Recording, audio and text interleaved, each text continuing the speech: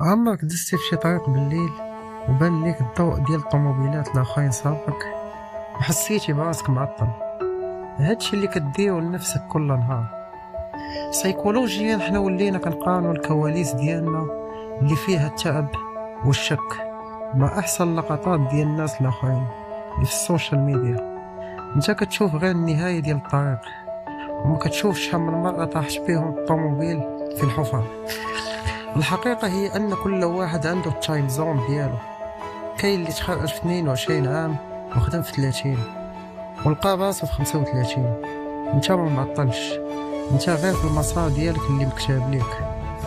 ركز على النسخة ديالك ديال البارح وحاول تكون غير 1% أحسن منها اليوم.